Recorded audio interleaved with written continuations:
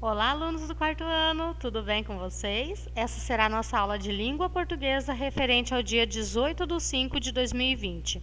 Nós trabalharemos com a correção das páginas 25 a 28 e com o troca de ideias da página 29, ok? Vamos lá então.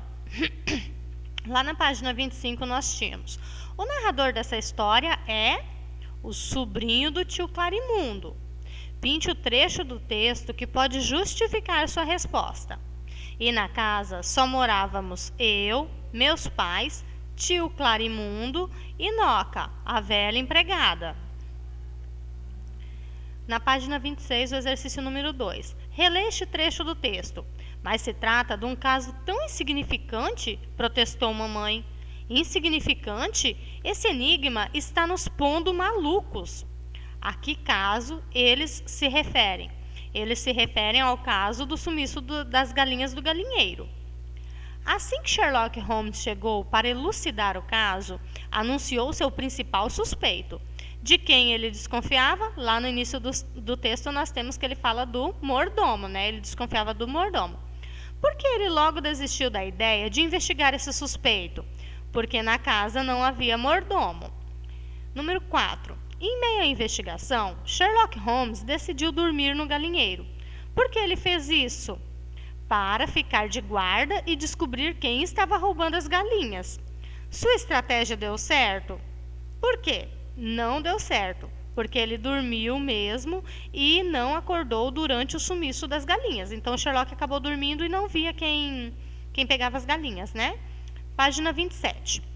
Enumere a sequência dos fatos apresentados a seguir, de acordo com a ordem em que são narrados no texto. Então, a sequência correta é 3, 2, 1, 5 e 4, ok? 6. Releia este trecho do texto. Também, nesse dia, Sherlock telefonou a Londres para trocar impressões com o fiel Dr. Watson, uma fortuninha em chamados internacionais. Você acha que o autor utilizou a palavra fortuna no diminutivo para indicar o tamanho de pequenas cédulas, indicar que gastaram pouco dinheiro para pagar essas ligações, ou ele tinha outra intenção? O autor tinha outra intenção. Ele quis chamar a atenção para o valor alto da ligação internacional, mas o fez de uma maneira irônica. Então, ali ele utilizou a forma irônica para se expressar, certo? Página 28. Que estratégia Sherlock Holmes usou para fazer com que o culpado confessasse o roubo? Ele fingiu chorar, né? E com pena o culpado se entregou, né? Depois de ler o texto até o final, ficamos sabendo que Sherlock, por incrível que pareça, estava enganado. Afinal, quem era o verdadeiro culpado? O verdadeiro culpado era o sobrinho do tio Clarimundo, o narrador da história. Ele roubava as galinhas para dar aos favelados. Desculpem.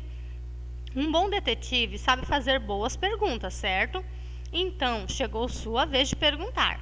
Agora que você já conhece bem o texto O Incrível Enigma do Galinheiro, faça uma pergunta sobre o texto que ainda não tenha sido feita e escolha um colega para respondê-la. Depois, você mesmo fará a correção. Então, aqui é uma resposta pessoal. Vocês fariam uma pergunta, pode ser para qualquer integrante da família de vocês, né? E aqui essa pessoa coloca a resposta, certo? Página 29. O nosso troca de ideias. Troca de ideias. Em um de seus passeios, Júlia achou algumas pegadas que despertaram sua curiosidade. Resolveu fotografar a cena e levou a foto ao clubinho para, junto com a turma, fazer as primeiras observações. Como novo membro do clube, você foi convidado a participar desse momento. Para começar, observe com atenção. Então, observem com bastante atenção essa foto aqui. O fato de nenhuma das pegadas sobrepor as demais sugere que elas foram feitas por um grupo em movimento conjunto e coordenado. Isso é fato. Então, o que acontece, gente? Vocês podem observar que essas patas aqui, ó, nenhuma patinha está pisando uma na outra. O que acontece? Porque ninguém anda numa estrada cuidando para não pisar nas pegadas dos outros, certo? Principalmente animais. Então, o que acontece? Se não tem, por exemplo, essa daqui não pisa nessa e nem essa nessa, certo? Se não estão marcadas umas pelas outras, o que acontece? esses animais estavam caminhando juntos. Quem pode ter deixado essas pegadas? Analise a cena discutindo com a turma e responda as perguntas a seguir. Quem pode ter deixado essas pegadas? Vocês vão dizer que animais são esses, tá bom? Quantos indivíduos de cada espécie podem ser identificados? Quantos animais andavam juntos? É possível saber se eles caminhavam ou corriam? Aí vocês vão dizer. Seguiam todos na mesma direção? É possível saber se estavam fugindo? Nesse caso, de quem fugiam? Ou procurando alguma coisa? Nesse caso, o que procuravam? Então, vocês vão refletir sobre isso e comentar, tá bom? Como você explicaria o número diferente de pegadas de cada indivíduo? Por que vocês acham que tem números diferentes de pegadas? Olha o tanto de pegadas desse animalzinho aqui. Olha, esse já tem menos e esse tem mais um pouquinho, né? Por que vocês acham que tem números de pegadas diferentes? Um dos animais mudou de direção em um determinado momento.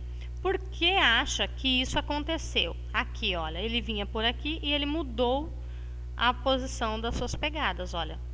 Ficou por aqui e esse por aqui. Por que vocês acham que isso aconteceu? Um dos animais mudou, é o que eu já li? O que você acha que aconteceu? Escreva sua hipótese no quadro. Então, aqui, gente, vocês vão escrever somente isso. Por que esse animal mudou de direção e o que aconteceu, certo? Essas outras perguntas aqui é para deixar vocês curiosos, pensando sobre o que aconteceu, tá bom? E refletir mesmo para depois vocês escreverem aqui, certo?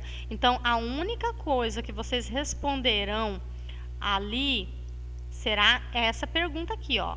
Um dos animais mudou de direção em um determinado momento. Por que você acha que isso aconteceu?